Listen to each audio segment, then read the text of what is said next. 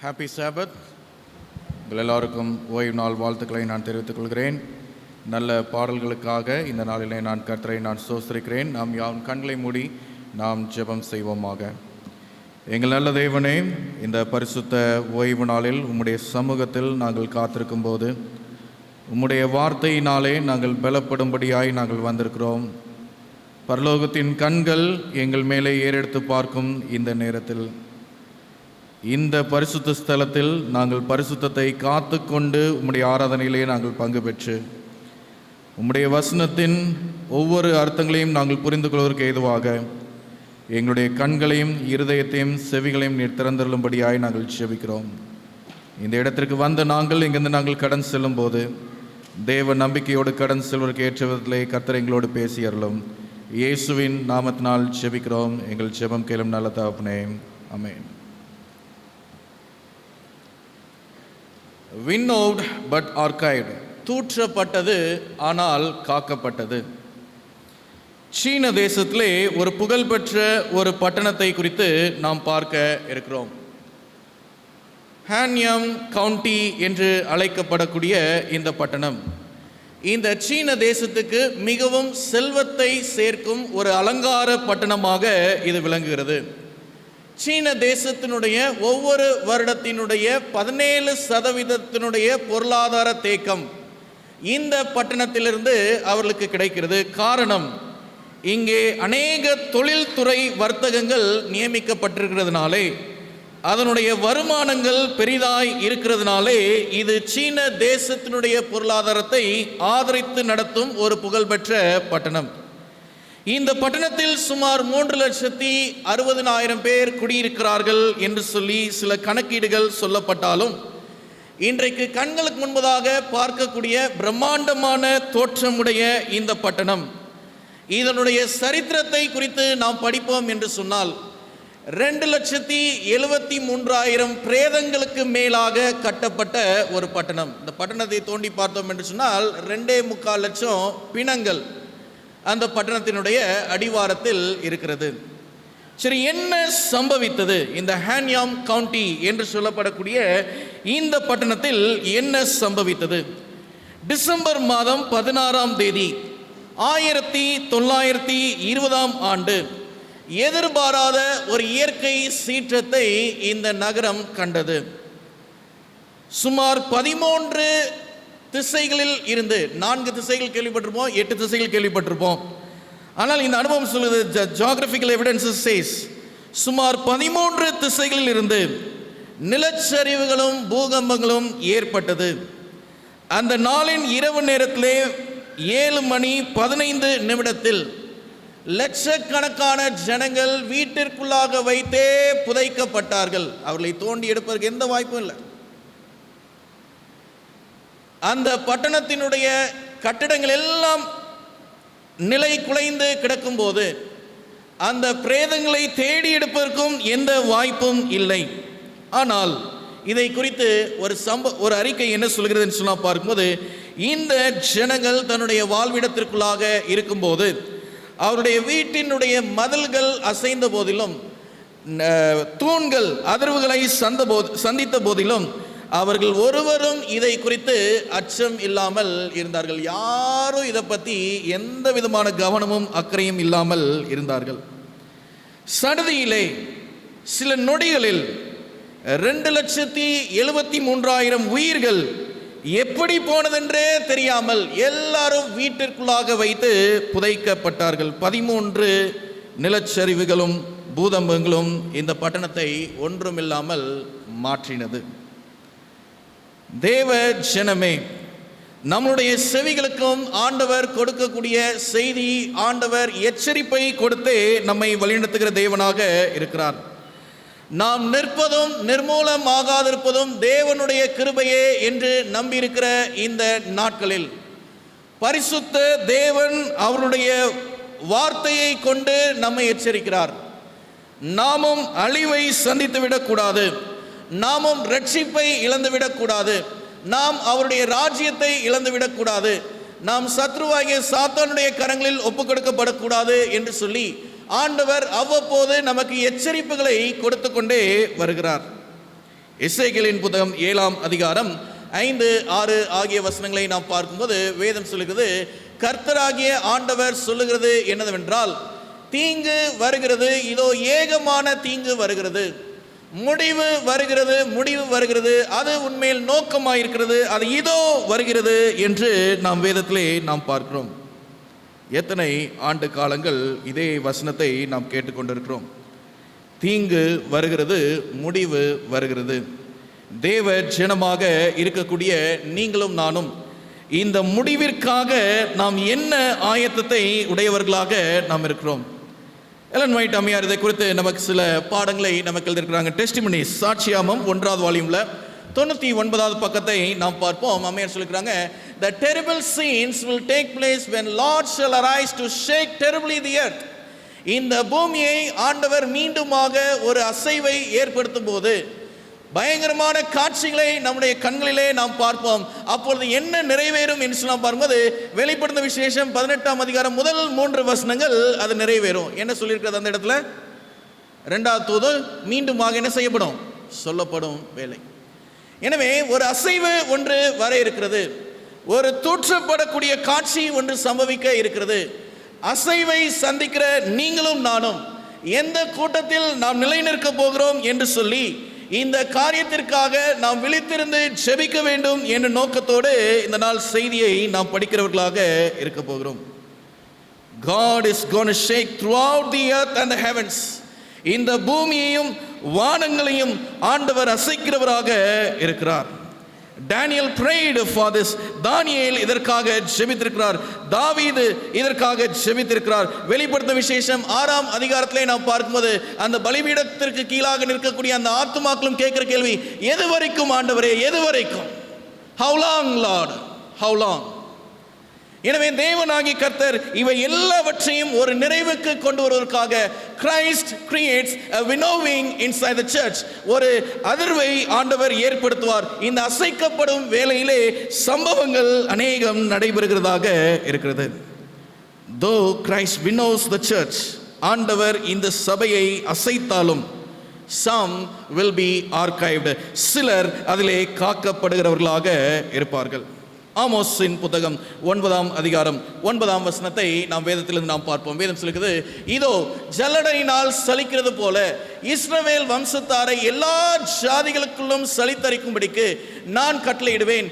ஆனாலும் ஒரு கோதுமை மணியும் என்ன செய்யாது? தரையிலே விழாது. எத்தனை கோதுமை மணி? 1. ஒரு நல்லவன் இருந்தா கூட, ஒரு நீதிமான் இருந்தா கூட, ஒருவர் கர்த்தருடைய பார்வையில் பிரியமாய் இருந்தா கூட, அவர்களை கூட ஆண்டவர் என்ன செய்ய போறதில்லை? தீங்குக்கு ஒப்பு கொடுக்காமல் அவர்களையும் அவர் சலித்து பிரித்து எடுக்கிறவராக இருக்கிறார். தேவனாகிய கர்த்தர் மிகவும் அன்புள்ள தேவனாக இருக்கிறார். எபிரேயரின் நிருபம் 12ஆம் அதிகாரம் 26ஆம் வசனத்தை நாம் பார்ப்போம். வேதம் சொல்லுகிறது, அவருடைய சத்தம் அப்பொழுது பூமியை அசைய பண்ணிற்று. இன்னும் ஒரு தரம் நான் பூமியை மாத்திரமல்ல, எதை அசைய பண்ணுவேன்றார் ஆண்டவர்? வானத்தையும் அசைய பண்ணுவேன் என்று இப்பொழுது வாக்குத்தத்தம் செய்திருக்கிறார். இன்னும் ஒரு தரம் என்கிற சொல்லானது அசையாதவைகள் நிலைத்திருக்கத்தக்கதாக அசைவுள்ளவைகள் உண்டாக்கப்பட்டவைகள் போல மாறிப்போம் என்பதை குறிக்கிறது. அடுத்த வசனம், ஆதலால் அசைவில்லாத ராஜ்யத்தை பெறுகிறவர்களாகிய நாம் பயத்தோடும் பக்தியோடும் தேவனுக்கு பிரியமாய் ஆராதனை செய்யும்படி கிருபையை பற்றி கொள்ளக்கூடவும். எனவே இந்த வேதம் நமக்கு சொல்லிக் கொடுக்கக்கூடிய பாடம். மீண்டும் ஒரு அசைவு வருமா? Yes, it is definite. யாரெல்லாம் அசைக்கப்பட போகிறது? எல்லாரும் அசைக்கப்பட போகிறது. எனவே இந்த அசைவில் ஆண்டவர் நமக்கு கொடுக்கக்கூடிய நம்பிக்கை என்ன என்று சொல்லி நாம் பார்க்கும்போது, யார் யார் தேவ பக்தியோடு நடந்து கொள்கிறாங்களோ அவங்க எல்லாம் பாதுகாக்கப்பட்டவர்களாக இருப்பார்கள். தேவ ஜனமே, whether we want or not, this will happen for us. Whether we wait for this or not, this will happen for us. Whether we are prepared or not, this will definitely happen for us. இது நமக்கு வேண்டுமோ என்னவோ, இதற்காக காத்திருக்கிறோமோ என்னவோ, இதற்காக ஆயத்தப்படுகிறோமோ என்னவோ, இது நிச்சயமாய் நமக்கு சம்பவிக்கிறதாக இருக்கிறது. எல்லா திருச்சபைகளும், திருச்சபையின் விசுவாசிகளும் இந்த சூழ்நிலையை கடந்து வர வேண்டிய அவசியம் இருக்கிறது.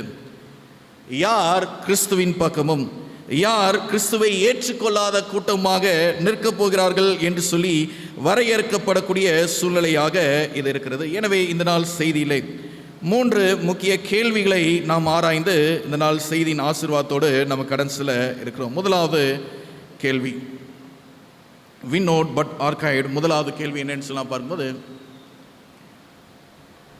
What is the purpose of winnowing? புடைக்கப்படுதலுடைய நோக்கம் என்ன? எதற்காக இந்த அசைவை ஆண்டவர் ஏற்படுத்துகிறார்? இந்த அசைவினுடைய தாற்பயங்கள் என்ன? இதனுடைய நோக்கம் என்ன என்று சொல்லி நாம் படிக்க போகிறோம். ஆகாயின் புத்தகம் 2ஆம் அதிகாரம் 6வது வசனத்தை நாம் பார்ப்போம். வேதம் சொல்கிறது, சேனைகளின் கர்த்தர் சொல்லுகிறார், கொஞ்ச காலத்துக்குள்ளே இன்னும் ஒரு தரம் நான் வானத்தையும் பூமியும் சமுத்திரத்தையும் வெட்டாந்தரையும் அசைய பண்ணுவேன் என்று சொல்லி நாம் பார்க்கிறோம். எனவே தேவனாகிய கர்த்தருடைய வார்த்தை சொல்லுகிறது, வானமும் பூமியும் சமுத்திரமும் வெட்டாந்தரையும் மீண்டுமாக அசைக்கப்படும். சரி, நோக்கம் என்ன? 7வது வசனம், சகல ஜாதிகளையும் அசைய பண்ணுவேன், சகல ஜாதிகளாலும் விரும்பப்பட்டவர் வருவார், இந்த ஆலயத்தை மகிமையினால் நிறைய பண்ணுவேன் என்று சேனைகளின் கர்த்தர் சொல்கிறார். எதற்காக ஆண்டவர் அசைவை ஏற்படுத்துகிறார்? The burden of the preacher is many don't come to church. We see an empty pews in the church. இந்த சபையிலே அநேகர் ஆலயத்துக்கு வருவதில்லை, அநேக வெற்றிடங்களை பார்க்கிறோம். ஆண்டவர் இந்த அசைவை ஏற்படுத்துகிற நிமித்தமாக இன்னைக்கு வெறுமையாய் இருக்கக்கூடிய இடத்துல he will bring a genuine believer to sit in this very place and prepare his soul for Christ coming. இந்த வெறுமையாய் இருக்கக்கூடிய இடத்திலே ஆண்டவர் ஒரு ஆத்துமாவை வழிநடத்தி இந்த ரட்சிப்பை பெறுவதற்கு ஏதுவாக ஒரு அழைப்பை கொடுப்பதற்காக இந்த அசைவை ஏற்படுத்துகிறவராக இருக்கிறார். The church will have its glory. அந்த மகிமை ஆலயத்திலே நிரம்பி இருக்கும்படியாக ஆண்டவருடைய அசைவு இந்த சபைக்குள்ளாக பூமியிலும் சம்பவிக்கிறதாக இருக்கிறது. சிலருடைய ஆலோசனைகளை நான் விரும்பி கேட்பதுண்டு. சிலர் சொல்லுவாங்க, pastor, we are praying for the unity of the church. Okay, சந்தோஷம். We are praying for the love inside the church. Okay, ரொம்ப சந்தோஷம். Pastor, we are praying that we all are supposed to be as one hearted. எல்லாரும் ஒரே இருதயமா இருக்க வேண்டும் என்று சொல்லி நம்ம ஜெபம் பண்ணிட்டு இருக்கோம் என்று சொல்லி சொல்லுவாங்க. There should be no conflict or no commotions. சபையில எந்த விதமான எதிர்மறையான சூழ்நிலைகள் இருக்கக்கூடாது என்றெல்லாம் நாங்கள் ஜெபம் பண்றோம். But at one particular time, ஒரு குறிப்பிட்ட நேரத்தில் ஆண்டவர் என்ன செய்வார்னு சொல்ல வரும்போது, enough is enough. போதும், நிறுத்துங்க. நீங்க செய்யற எல்லா ஜெபத்திற்கும் ஆண்டவர் எப்போதுமே பதிலளிக்கிறவராக இருந்தாலும் ஆண்டவர் ஒரு காலகட்டத்தை நியமிப்பார். enough is enough, போதும், நிறுத்துங்க. God is going to shake the church. இந்த சபையை ஆண்டவர் அசைக்கிறவராக இருக்கிறார். To separate the gold and the clay. பொன்னையும் களிமண்ணையும் ஆண்டவர் பிரித்தெடுப்பதற்காக. யார் ஆண்டவருடைய ராஜ்யம் வரும்போது அவருடைய ராஜ்யத்திற்குள்ளாக செல்வதற்கு ஆயத்தமாக இருக்கிறார்களோ, யார் ஆண்டவருடைய ராஜ்யம் வரும்போது ஆண்டவரையும் ஏற்றுக்கொள்ளாமலும் அவருடைய ராஜ்யத்தின் செய்தியை ஏற்றுக்கொள்ளாமலும் இருக்கிறார்களோ, இவரெல்லாம் பிரித்து எடுப்பதற்காக ஆண்டவர் இந்த அசைவை, he brings the winnowing process inside the church, இந்த அசைவை தேவ சபைக்குள்ளாக கொண்டு வருகிறார். ஒரு வார்த்தையில் சொல்ல வேண்டும் சொன்னால், none can stop this. இதை யாருமே தடுக்க முடியாது, யாருமே தடுக்க முடியாது. நோ நோ நோ நோ, இல்லை ஆண்டவரே, இல்லை ஆண்டவரே, நீங்கள் செய்ய முடியாது, இதை எந்த சூழ்நிலையில் நான் செய்வதற்கு அனுமதிக்க மாட்டேன். இல்லை, no, definitely no. When Christ does it with his power, God naturally performs his extreme will. ஆண்டவர் அவருடைய வல்லமையோடு இதை செய்யும் போது அவருடைய பரிபூர்ணமான சித்தம் நிறைவேறுவதற்காக இதை இந்த பூமியிலும் இந்த பூமிக்குள்ளாக இருக்கக்கூடிய நம்முடைய சபையிலும் இதை செய்கிறதுக்கு அவர் முன் வருகிறவராக இருக்கிறார். Testimonies to the volume 1, page 99. மீண்டுமாக இந்த பகுதிக்குள்ளாக நாம் கடந்து செல்வோம். அம்மையார் சொல்லிக்கிறாங்க, God is sifting his people. He will have a clean and a holy church. எதற்காக ஆண்டவர் இந்த சபையை மீண்டுமாக ஒரு புடைக்கப்படக்கூடிய சூழ்நிலைக்கு கொண்டு செல்கிறார் என்று சொல்லலாம் பார்க்கும்போது, சபை பரிசுத்தம் அடைய வேண்டும், சுத்தமாக காணப்பட வேண்டும். We cannot read the heart of man. மனிதனுடைய இருதயத்தை இன்னொரு மனுஷன் என்ன செய்ய முடியாது, ஆராய்ந்து பார்க்க முடியாது. ஆனால் ஆண்டவர் அதை பார்க்கிறவராக இருக்கிறார். But the Lord has provided means to keep the church pure. இது ஆண்டவர் செய்கிறாரு. திரும்பவும் இந்த சபைக்கு மகிமை கொடுக்க வேண்டும் என்று நினைக்கும் தேவன் இந்த சபையில முதலாவது சுத்தத்தை, பரிசுத்தத்தை நிலைநிறுத்துகிறவராக இருக்கிறார். அந்த பரிசுத்தத்தை நிலைநிறுத்துவதற்காக ஆண்டவர் என்ன செய்வார், யாரை வேண்டுமானாலும் வெளியில தள்ளுவார். அப்படிதானே? A corrupt people has arisen who could not live with the people of God. சரியா? அநேக தவறான நோக்கத்தை உடைய விசுவாசிகள் இன்னைக்கு எழும்பி இருக்கிறாங்க. அவங்களால இங்கே இருக்கிற தேவனுடைய ஜனத்தோட என்ன செய்ய முடியல, சேர்ந்து இருக்க முடியல. They despise the reproof. உண்மைக்கும் சில ஒழுங்குமுறைக்கும் விரோதத்தை எழுப்புகிறவர்களாகவே அவர்கள் இருக்கிறார்கள். And would not be corrected. அவங்க திருத்தவும் முடியாது. They had an opportunity to know that theirs was an unrighteous warfare. அவங்களுக்கு தெரியும் அவங்க செய்யறதெல்லாம் தப்பு தான் தெரியும், ஆனாலும் என்ன செய்வாங்க, அதை துணிஞ்சு செய்வாங்க. They had time to repent of their wrongs, but self was too dear to die. அவங்களுக்கு மனம் திரும்புவதற்கும் ஆண்டவர் ஒரு வாய்ப்பை கொடுக்கிறாரு. ஆனால் அவங்க என்ன செய்யறாங்க, அவங்க சுயத்தை பெரிதாய் பார்த்ததுனால அவங்க அந்த மனம் திரும்புதலையும் என்ன செய்யறாங்க, துஷ்பிரயோகம் பண்ணிக்கொள்றாங்க. Once again, God sifts His church to make the church to be clean and holy. இந்த சபையை ஆண்டவர் புடைக்கிறார். எதற்காக என்று சொல்லி நாம் பார்க்கும்போது, இது பரிசுத்தமாய் காணப்பட வேண்டும், இது சுத்தமானதாக காணப்பட வேண்டும், இந்த ஆலயத்தில் மகிமை நிரம்பினதாக இருக்க வேண்டும் என்று சொல்லி. மாபெரும் ஆன்மீக போராட்டம், பக்கம் 588, Great Controversy, page 588. சொல்லுங்க, the line of distinction between professed Christians and the ungodly is now hardly distinguishable. ஆண்டவர் எதற்காக இந்த சூழ்நிலை சபைக்குள்ளாக அனுமதிக்கிறார் என்று சொல்லலாம் பார்க்கும்போது, நல்லா இருக்கிற விசுவாசிகளுக்கும் சரியா தவறான நோக்கத்தை உடைய விசுவாசிகளையும் இன்னைக்கு பிரித்து பார்ப்பது என்பது முடியாத காரியமா மாறிடுச்சு. யாரு எப்ப எப்படி மாறுவாங்க என்று சொல்லி யாருக்குமே தெரியாது. And hence God uses an instrument. என்ன செய்றாரு, church members love what the world loves and are ready to join with them.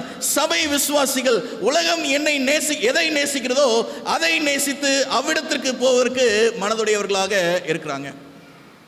And Satan determines to unite them in one body and thus strengthen his cause by sweeping all into the ranks of spiritualism.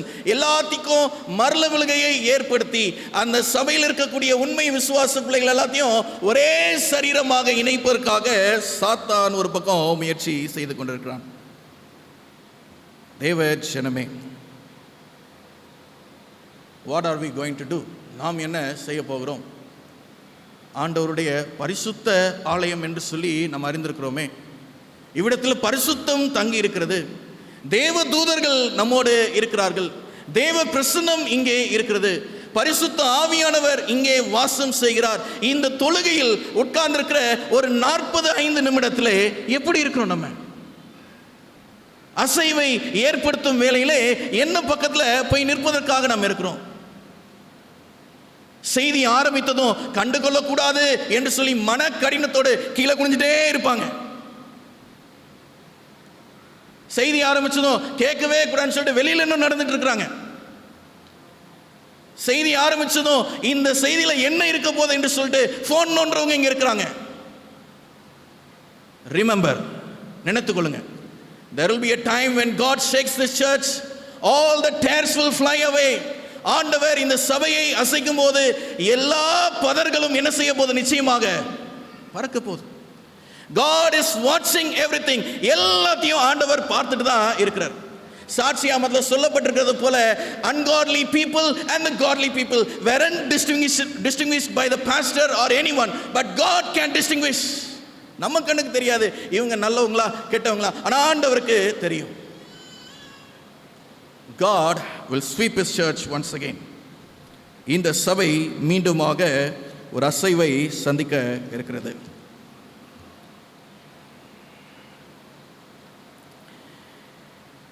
very hard to see a genuine Christians, a genuine Seventh-day Adventists in the last days. கடைசி காலத்திற்கு நாம் வந்திருக்கிறோம். நல்ல ஒரு பரிசுத்தமான நடக்கையுடைய சபை விசுவாசியையோ, நல்ல ஒரு பக்தி வினயமான வாழ்க்கையில் சிறந்திருக்கிற குடும்பத்தையோ இன்னைக்கு கண்கள் என்ன செய்ய முடியல, பார்க்க முடியல. It is for even pastors, not only for the members, even for the pastors.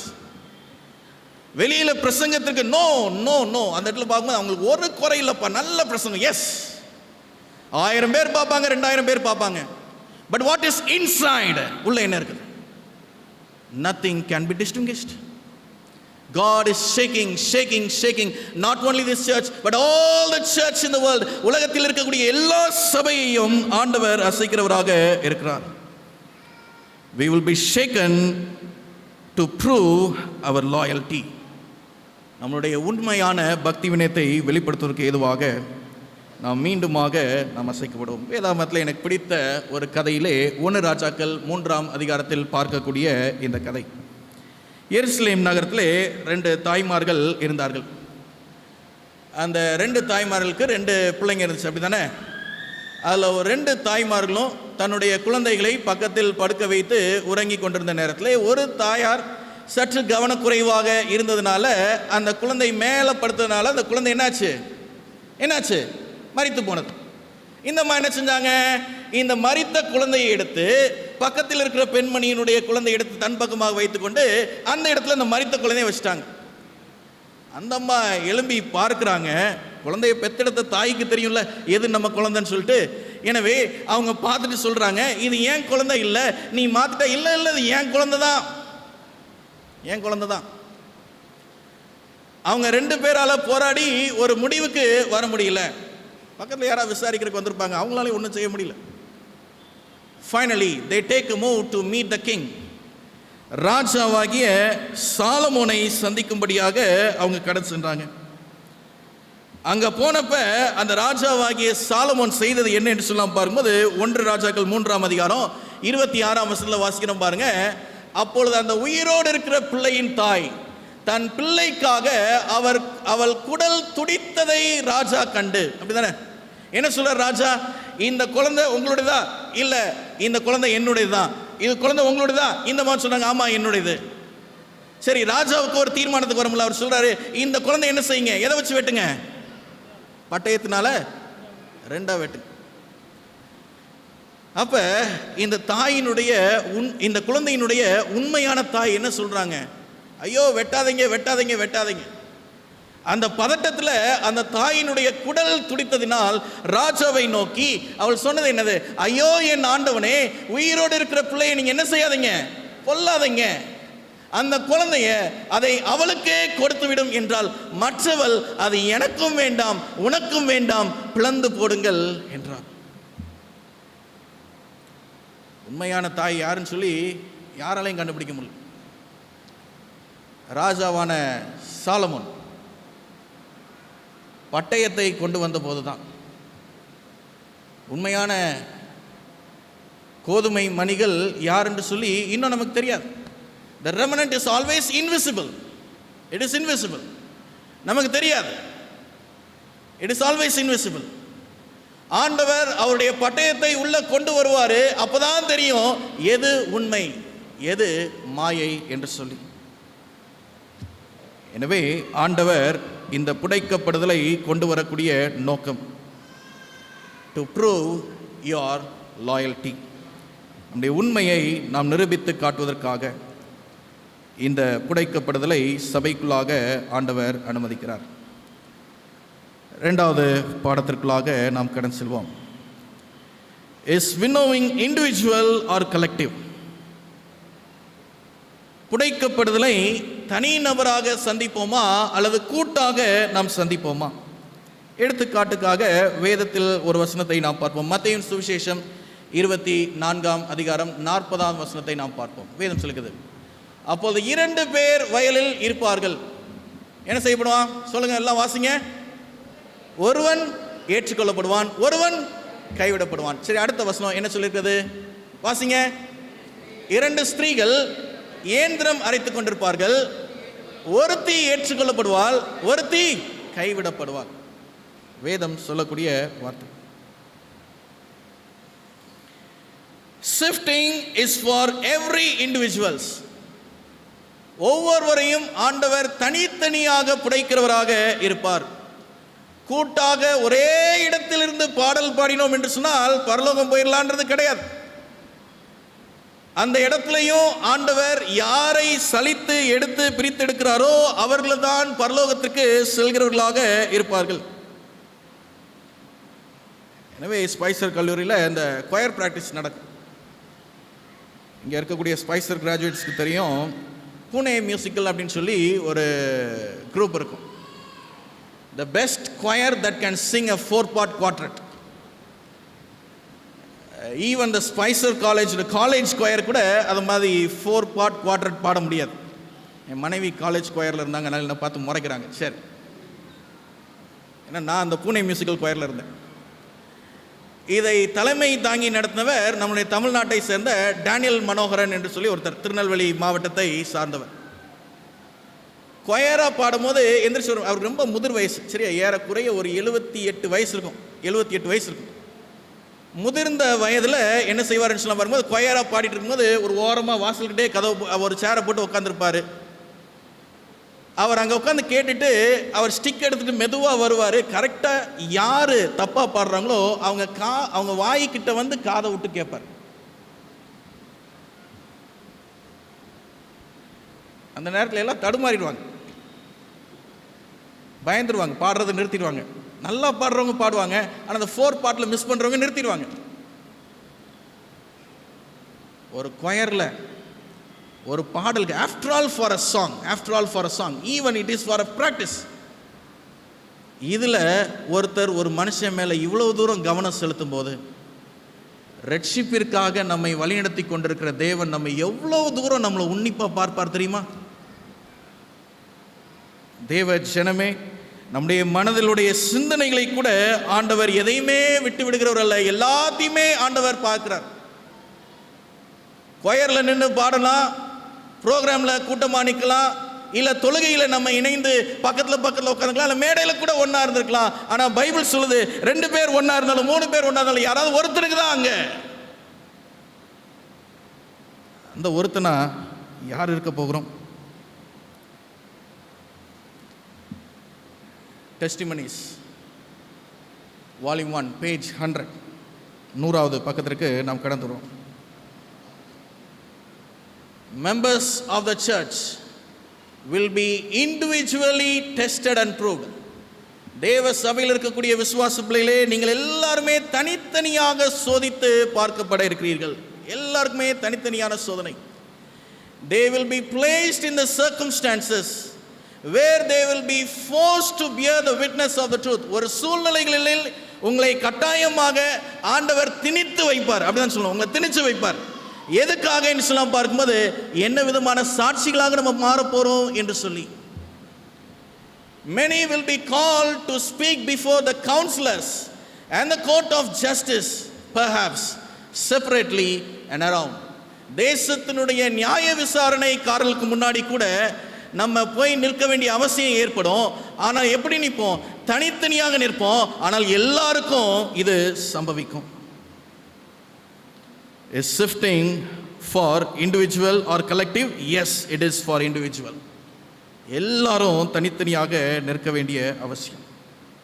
இன்னைக்கு ஒருவேளை பாடல் பாடும்போது பிள்ளைகள், நம்மளுடைய பிள்ளைங்க யாராவது பாட்டு பாடுற இடத்துல, வசனம் சொல்கிற இடத்துல, a godly mother, சரியா, a committed mother, பிள்ளைங்க தடுமாறும் போது என்ன செய்வாங்க? அவங்களுக்கு உதவி பண்ணுவாங்க. அப்படி தானே? உதவி பண்ணுவாங்க, பண்ணலாம், தப்பு இல்லை.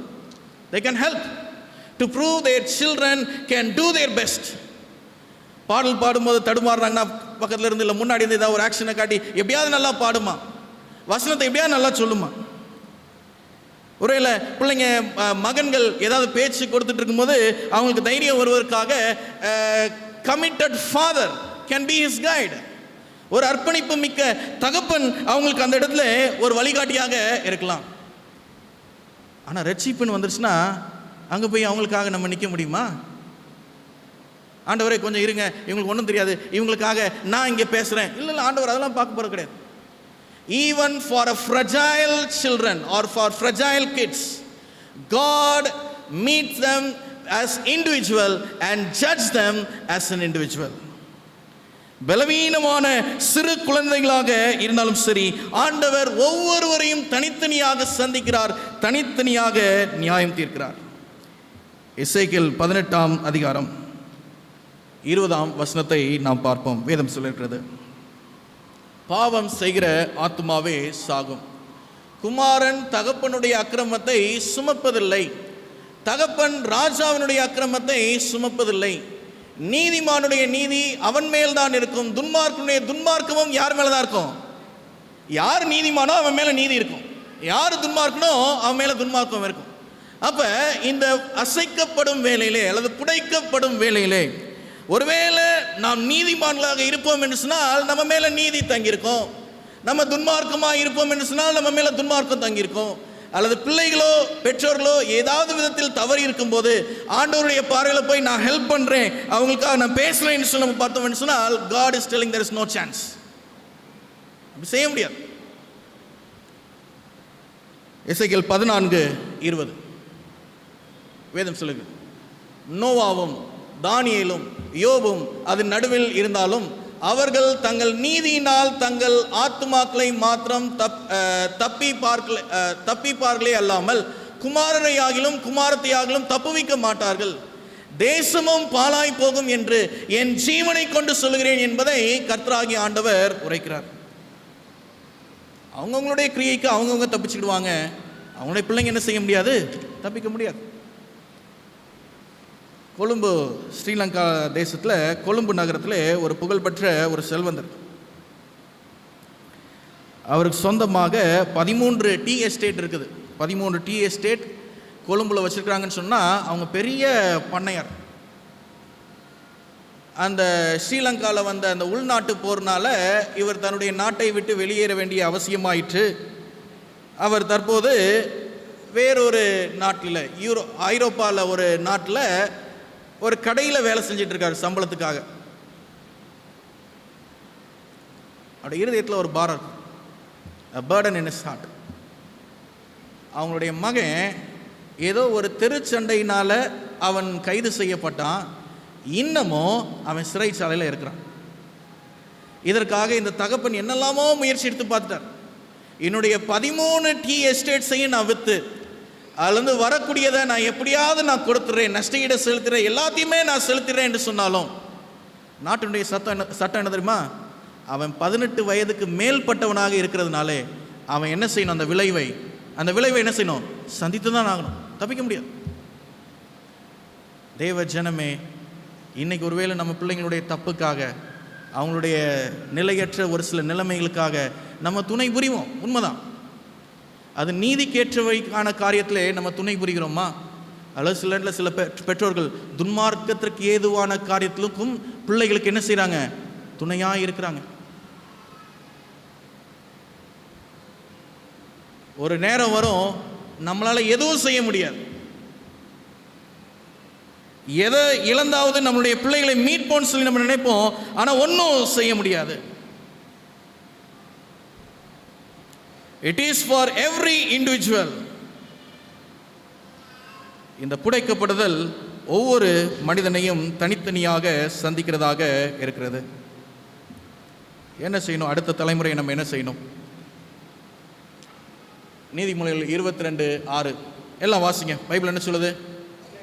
பிள்ளையானவன் நடக்க வேண்டிய வழியிலே அவனை நடத்து, அவன் முதிர் வயதிலும் அதை விடாதிருப்பான். இன்னைக்கு நம்ம வாழ்க்கை இங்கே கொஞ்சம் நிறுத்தி பார்ப்போம். நம்ம பிள்ளைங்க நடக்க வேண்டிய வழியில் நடந்துட்டு இருக்கிறாங்களா? நினச்சி பாருங்க. அவர் சில்ட்ரன் இன்சைட் த சர்ச், சரியா? அதுக்குன்னு சொன்னால் இவருடைய பிள்ளையும் இன்னைக்கு என் பிள்ளை தான் அந்த இடத்துல, இவருடைய பிள்ளையும் இன்னைக்கு என் பிள்ளை தான், உங்கள் பிள்ளையும் இன்னைக்கு என் பிள்ளை தான் இந்த இடத்துல. ஆமாம், எங்கள் பிள்ளைங்களும் இன்னைக்கு உங்கள் பிள்ளை தான், சரியா? நம்மளுடைய பிள்ளைங்க இன்னைக்கு வாழக்கூடிய விதம், சரியா? மனசில் வச்சு பாருங்க. எல்லாருமே பரலோகத்துக்கு போயிடுவாங்களா? அவங்க டெஸ்ட் எழுதணும், பாஸ் ஆகணும், காம்படிஷனில் பார்ட்டிசிபேட் பண்ணணும், ஃபர்ஸ்ட் ப்ரைஸ் வரணும். இதுக்கெல்லாம் அவங்க கூட உட்காந்து செலவு பண்ணுறதுக்கு நேரம் இருக்குது. ஆனால் இந்த பிள்ளைங்க பரலோகத்திற்கு போவதற்கு ஆயத்தப்படுத்துறதுக்கு எவ்வளோ நிமிஷத்தை பிள்ளைங்களோட நம்ம செலவு பண்ணுறோம்? எவ்வளோ நிமிஷம்? Ultimate truth. சரியா, மணி நேரம் கேட்கல, நாலுன்னு சொல்லி கேட்கல, எவ்வளோ நிமிஷம்? வெளிப்படுத்தல் விசேஷத்தில் ஒவ்வொரு காலகட்டத்தில் இருந்த சபையை பற்றி நம்ம படித்து வருகிறோம். சுருக்கமாக சொல்ல வேண்டும் என்று சொன்னால், சபை வீழ்ச்சி அடைந்ததற்கான காரணம், அப்போஸ்தலர்கள் எல்லாம் மரித்து கொண்டிருந்தார்கள். அடுத்த தலைமுறை அப்போஸ்தலர்கள் பற்றி இருந்த பக்தி வினயத்தை என்ன செய்யலை? செயல்படுத்தலை. சபையினுடைய சூழ்நிலை மாறிச்சு. தேவ ஜனமே, இன்றைக்கு நீங்களும் நானும் அசைக்கப்படக்கூடிய ஒரு நேரத்தை நாம் சந்திப்போம் என்று சொன்னால், ஆண்டவர் இன்றைக்கு நமக்கு நினைவுபடுத்துவதெல்லாம் நம்முடைய குடும்பங்களுக்கு நல்ல பிள்ளைங்களை கொடுத்து அலங்காரமாக ஆசீர்வதிச்சு வச்சிருக்கிறார். இந்த மதுரை மத்திய தமிழ் சபைக்கு எல்லாரும் நடக்க வேண்டிய வழியில் நடப்பதற்கும், வாலிப பிராயத்திலையும் ஆண்டவரை அசுசிப்படுத்தக்கூடாது. அப்படி தானே? சின்ன குழந்தைகள் நல்லா வந்திருப்பாங்க, வாலிப பிள்ளையானதும் ஆண்டவருடைய ஆலயத்தில் அருவருப்பான காரியங்களை செய்வாங்க. வாலிப பிராயத்திலையும் ஒழுங்காக இருக்கணும், முதிர் வயதை எட்டும் போதும் அவங்க ஒழுங்காக இருக்கணும். ஒரு பக்தி வினயமான தாயின் ஜெபத்தில் இருக்கிறது, பக்தி வினயமான தகப்பனுடைய ஜெபத்தில் இது இருக்கிறது. ஒருவேளை நாம் தனித்தனியாக நாம் அசைக்கப்படுவோம் என்று சொன்னால், நாம் போகிற மாதிரி என் பிள்ளை எங்கே இருக்கணும்? பரலோகத்தில் இருக்கணும். அதற்கான வழிகளை என்னுடைய பிள்ளைகளுக்கு நான் நியமித்து கொடுக்க வேண்டும். The burden of this message is, செய்தியினுடைய ஒரே ஒரு பாரம், இன்னைக்கு இந்த செய்தியை கேட்குற ஒருத்தர் கூட பரலோக ராஜ்யத்தை இழந்து போகக்கூடாது, அவ்வளோதான். Not even one should miss the heaven. மூன்றாவது பாடம், I praise God for the third point. மூன்றாவது பாடத்திற்காக கர்த்தரை நான் ஸ்தோத்திரிக்கிறேன்.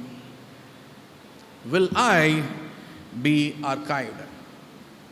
நான் காக்கப்படுவேனோ? சரி, அந்த வே தப்பாக இருக்குது. சரியா, என்னுடைய தமிழ் சில நேரத்தில் தப்பாக இருக்கும், கொஞ்சம் மன்னித்துக்கொள்ளுங்க. என்னுடைய தமிழ் ஆசிரியை ஒரு முறை என்னிடத்துல சொல்லியிருக்கிறாங்க, தம்பி நீ நல்லா பாட்டு பாடுற, நல்லா பிரசங்கம் பண்ணுற, ஆனால் தயவு செஞ்சு உன் தமிழ் டீச்சர் யாருன்னு கேட்டால் என் பேரை சொல்லிடாத அப்படின்னாங்க. சரியா, நீங்கள் அதை மாதிரி இங்கேயும் ஒரு தவறு ஏற்பட்டிருக்குது. சரி, அவங்களும் ஒரு பாஸ்டர் அம்மா தான் என்னுடைய தமிழ் டீச்சரும். நான் காக்கப்படுவேனோ? லூக்காவின் சுவிசேஷம் 6வது அதிகாரம் 46ஆம் வசனத்தை பார்ப்போம். வேதம் சொல்லுகிறது, என்னை ஆண்டவரே ஆண்டவரே என்று நீங்கள் சொல்லியும் நான் சொல்லுகிறபடி நீங்கள் செய்யாமல் போகிறது என்ன? சரி, அடுத்த வசனம். God makes it clear again. என்னிடத்தில் வந்து என் வார்த்தைகளை கேட்டு அவைகளின்படி செய்கிறவன் யாருக்கு ஒப்பாய் இருக்கிறான் என்று உங்களுக்கு காண்பிப்பேன். ஆழமாய் தோண்டி கற்பாறையின் மேல் அஸ்திவாரம் போட்டு வீடு கட்டுகிற மனுஷனுக்கு ஒப்பாய் இருக்கிறான். பெருவெள்ளம் வந்து நீரோட்டம் அந்த வீட்டின் மேல் மோதியும் அதை அசைக்க கூடாமற் போயிற்று, ஏனென்றால் அது கன்மலையின் மேல் அஸ்திபாரம் போடப்பட்டு இருக்கிறது. என்ன, எப்படி புரிந்து கொள்கிறது? ஆண்டவருடைய நாமத்தை கூப்பிடுறவங்க என்ன செய்யணும்? ஆண்டவர் சொல்றதுபடி செய்யணும். ஆண்டவர் சொல்றதுபடி செய்ய மாட்டோம்னு சொல்லியிருந்தீங்கன்னா, தயவு செஞ்சு சொல்றேன், பாரத்தோட சொல்றேன், தெய்வீக பிரசனத்தை சொல்றேன், don't ever kneel down inside the church. இது மாதிரி நான் வாழ முடியாதுன்னு சொன்னீங்கன்னா முழங்கால் போட்டு ஜெபம் பண்ணாதீங்க. Don't call his name. ஆண்டவருடைய நாமத்தை கூப்பிடுவதற்கு எந்த தகுதியுமே கிடையாது. தேவ ஜனமே, I praise God for this point. I praise God. Will I be archived? நான் காக்கப்படுவேனா? Yes, it is the answer of God. ஆண்டவர் சொல்றாரு, அவர் சொன்னது மாதிரி நம்ம செய்வோம் என்று சொன்னால் நாம் நிச்சயமாக காக்கப்படுவோம். 2 பேர் வீடு கட்டினாங்க, அப்படி தானே? ஒருத்தர் வீடு எங்கே கொண்டு போய் கட்டினாரு? கற்பாறையின் மேலே கட்டினார், கண்மலையின் மேலே கட்டினார். கண்மலை யாரை குறிக்கிறது? கிறிஸ்து மேலே கட்டினார். சரி, இன்னொருத்தர் வீடு கட்டார், எங்கே கட்டினாரு? மணலில் கட்டினாரு. இந்த 2 வீட்டும் ஒரே மாதிரியான சவால்களை தானே சந்திச்சிச்சு, அப்படி தானே? ஒரே மாதிரியான சவால்கள், பெருமழை, பெருங்காற்று, புயல், வெள்ளம், சரியாக தான் ஒரே மாதிரி தான் சம்பவித்தது. ஆனால் எந்த வீடு நிலைத்து நின்றுச்சு? கண்மலையாகிய கிறிஸ்துவின் மேல் கட்டப்பட்ட வீடு மட்டும்தான் நிலைத்திருந்துச்சு. கிறிஸ்துவை அஸ்திபாரமாக வைத்து கட்டப்பட்ட விசுவாசிகள் மட்டும்தான் நிலைத்து நிற்பாங்க. புகழாரத்துக்காக, மேன்மைக்காக, ஒருவேளை ஸ்கூல்ல இருக்க கன்சென்சன்ஸுக்காக, பெர்மனன்ட் ஜாப்ஸ்க்காக இங்க இருக்கிறவங்க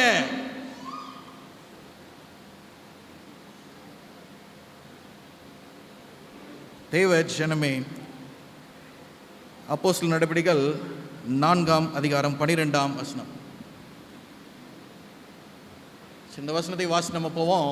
லூக்கா 6:49 வேதம் சொல்லுகிறது, என் வார்த்தைகளை கேட்டும் அவைகளின்படி செய்யாதவனோ அஸ்திபாரம் இல்லாமல் மண்ணின் மேல் வீடு கட்டினவனுக்கு ஒப்பாயிருக்கிறான். நீரோட்டமும் அதன் மேல் மோதின உடனே அது விழுந்தது முழுவதும், கம்ப்ளீட்லி rampaged, அது முழுவதும் அழிந்தது என்றார். அடுத்த வசனத்தை நம்ம பார்ப்போம்.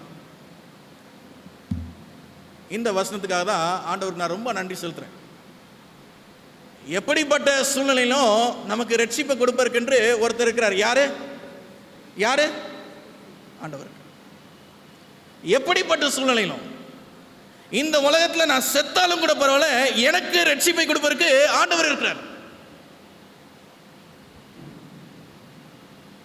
வேதம் சொல்லுகிறது, அவராலே அன்றி வேறொருவராலும் ரட்சிப்பு இல்லை. நான் ரட்சிக்கப்படும்படிக்கு வானத்தின் கீழெங்கும் மனுஷருக்குள்ளே அவருடைய நாமமே அல்லாமல் வேறொரு நாமமும் என்ன செய்யப்படல, கட்டளையிடப்படவும் இல்லை என்றான். God stands superior for the salvation. ஒவ்வொரு மனுஷருக்கு முன்பதாகவும் Christ takes the priority to stand first. கிறிஸ்துவே முதலாவது நிற்கிறவராக இருக்கிறார். நீங்கள் ரட்சிப்பை பெற வேண்டுமா அல்லது ஆக்கினையை பெற வேண்டுமா என்று சொல்லி அந்த நாமத்தை நாம் தொழுது கொள்கிறவர்களாக இருக்கும்போது, let's say Jesus is my all in all. நம்முடைய இருதயத்தில் நாம் சொல்ல வேண்டிய வார்த்தை, இந்த கிறிஸ்துவே என்னுடைய எல்லாம் என்று சொல்லி. சின்ன பிள்ளைங்க சாப ஸ்கூல்ல பாடல் பாடுவாங்க.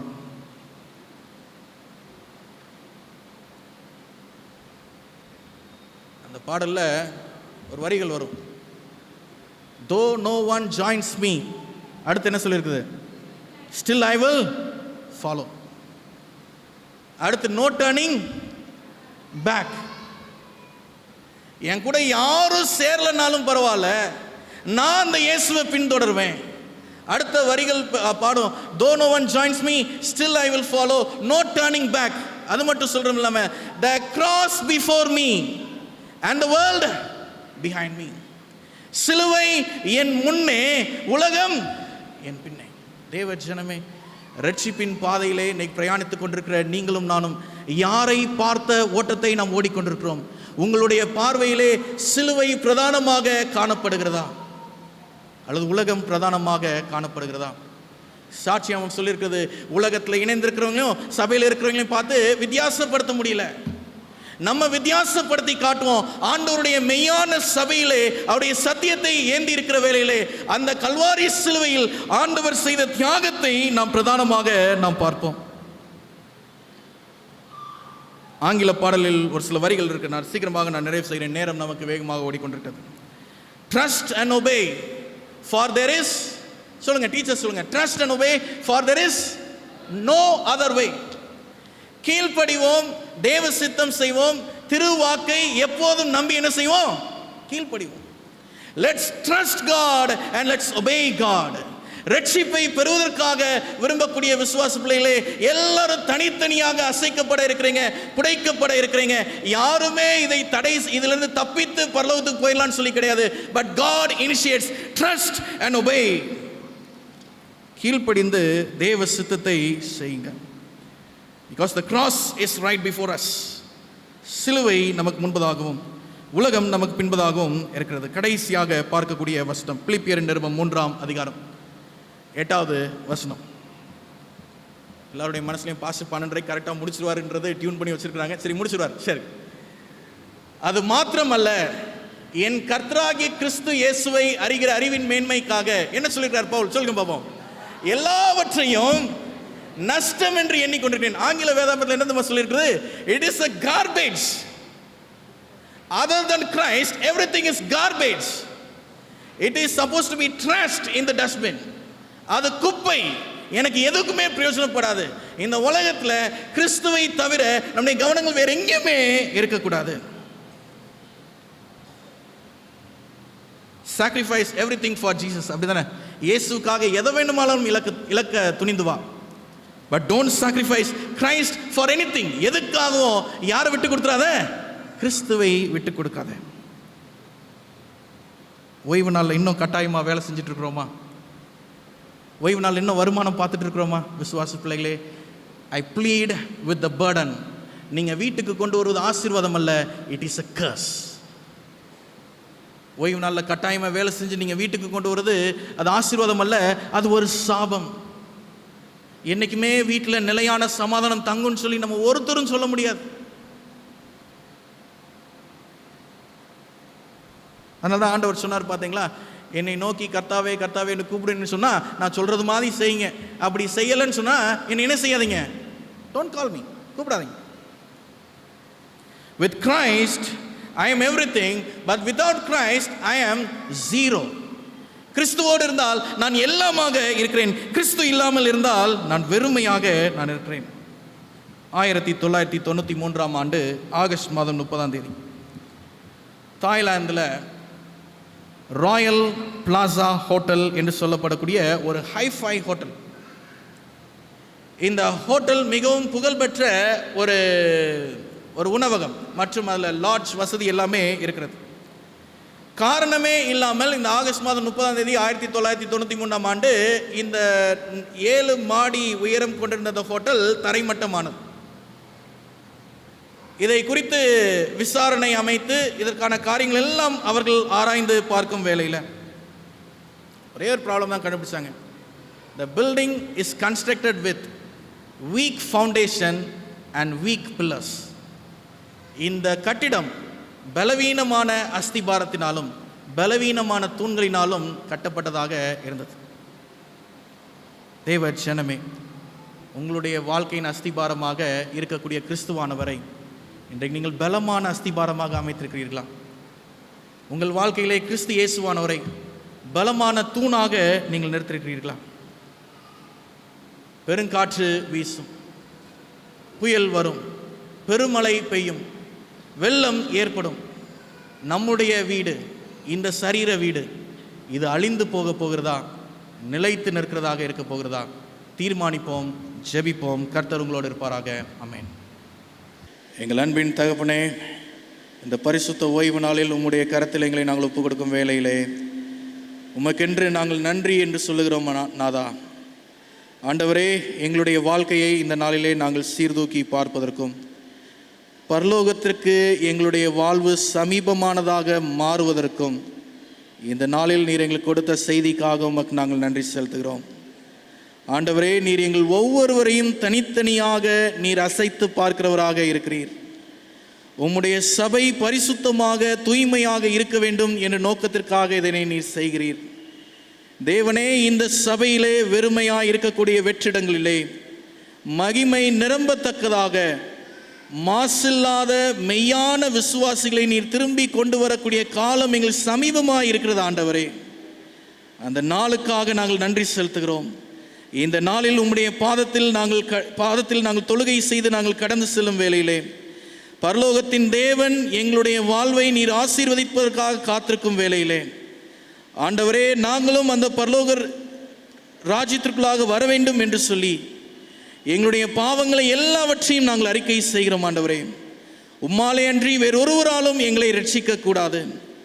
ஆண்டவரே, சிலுவை எங்களுக்கு முன்பதாகவும் உலகம் எங்களுக்கு பின்பதாகவும் கீழ்ப்படிந்து தேவ சித்தத்தை செய்து திருவாக்கை நாங்கள் எப்போதும் நம்பி நாங்கள் கீழ்ப்படிந்த ஒரு ஜீவியத்தை நாங்கள் ஜீவிப்பதற்கு இந்த நாளில் முழங்கால் படிட்டு இருக்கிற ஒவ்வொரு விசுவாச பிள்ளைகளையும் நீர் பயன்படுத்தும். ஆண்டவரே, அப்படி ஆவிக்குரிய வாழ்க்கையில் இருக்கக்கூடிய பலவீனங்கள், கனநித்திரையின் ஆவிகள் ஒவ்வொன்றையும் பரலோகத்தின் தேவன் நீர் எடுத்து போடும். ஆண்டவரே, அவருடைய மனம் கடினமாக இருக்கும் என்று சொன்னால் பரலோகத்தின் தேவனே அவருடைய இருதயத்தை நீர் நொறுக்கும். ஆண்டவரே, உம்முடைய சபை தூய்மையாக இருப்பதற்கு நீர் எவைகளை நீர் செய்து நீர் சுத்திகரிக்க வேண்டுமோ அதை செய்து கொள்ளும் என்று சொல்லி இந்த வேளையில் இந்த சபை விசுவாசிகள் ஒவ்வொருவரையும் கரத்திலே நாங்கள் ஒப்புக் கொடுக்கிறோம்.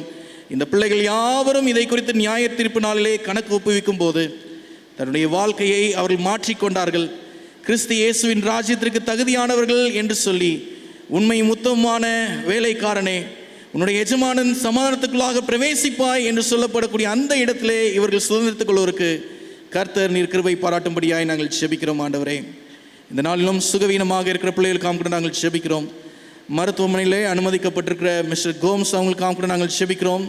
அவருடைய இருதயத்தில் ஏற்பட்டிருக்கிற அந்த மாரடைப்பிலிருந்து பரலோகத்தின் தேவனுடைய கரம் அவர்களுக்கு நல்ல சிகிச்சைகளை கொடுத்து இயேசுவின் நாமத்தினாலே அந்த அடைப்புகள் எல்லாம் நீங்கி, ஆண்டவரே, கடந்த நாட்களில் அவர்கள் எப்படி வல்லமையாய் உம்முடைய வார்த்தையை சுமந்து சென்றார்களோ அதே போல மீண்டுமாக அவர்கள் சுமப்பதற்கு ஏதுவாக அவருடைய ஆயுசு காலத்தை நீர் கூட்டி கொடுத்தலும் பலத்தை நீர் மீட்டு கொடுக்கும்படியாய் நாங்கள் நன்றி செலுத்துகிறோம். ஆண்டவரே, மருத்துவம் அளிக்கிற மருத்துவர்கள், செவிலியர்களுக்காக நாங்கள் நன்றி செலுத்துகிறோம்.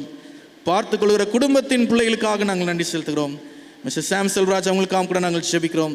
காயத்தின் காரணமாக மருத்துவமனையில் இருக்கிறார்கள்.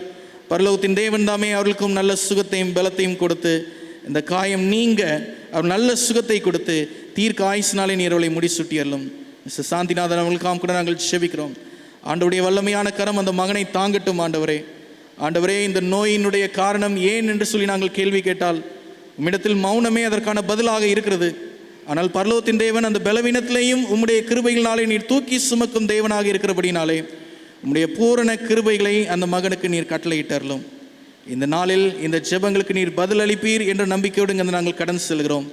புதிய வாரத்திற்குள்ளாக பிரவேசிக்கும் போது பரலோகத்தின் தேவன் எங்களை வழிநடத்தினார்.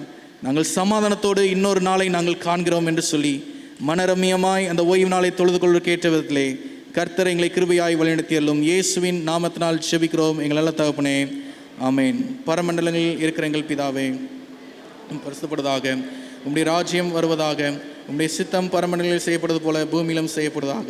எங்களுக்கு வேண்டிய ஆகாரத்தின் தாரும், எங்கள் கடனாளிகளை மன்னிப்பது போல எங்கள் பாவங்களை மன்னித்தருளும். எங்களை சோதனைக்கு பிரவேசிக்க பண்ணாமல் தீமைந்து ரட்சித்துக் கொள்ளும். ராஜ்யமும் வல்லமையும் மகிமையும் என்றென்றைக்கும் உடையவளே, ஆமேன். என் ஆத்மாவே கர்த்தரை ஸ்தோத்திரி, என் முழு உள்ளமே கர்த்தருடைய நாமத்தை ஸ்தோத்திரி. என் ஆத்மாவே கர்த்தரை ஸ்தோத்திரி, கர்த்தர் செய்த சகல உபகாரங்களையும் மறவாதே, ஆமேன். நம்முடைய கர்த்தராக இருக்கிற இயேசு கிறிஸ்துவின் அன்பும் பிதாவானுடைய வழிநடத்துதலும் பரிசுத்த ஆவியானுடைய பிரசன்னமும் தேவ தூதருடைய பாதுகாவலும் விசேஷமாக இந்த நாளின் செய்தியை கேட்டு அர்ப்பணித்திருக்கிற ஒவ்வொரு விசுவாச பிள்ளைகளோடும் இன்றும் என்றும் சதா சர்வ காலமும் இருப்பதாக.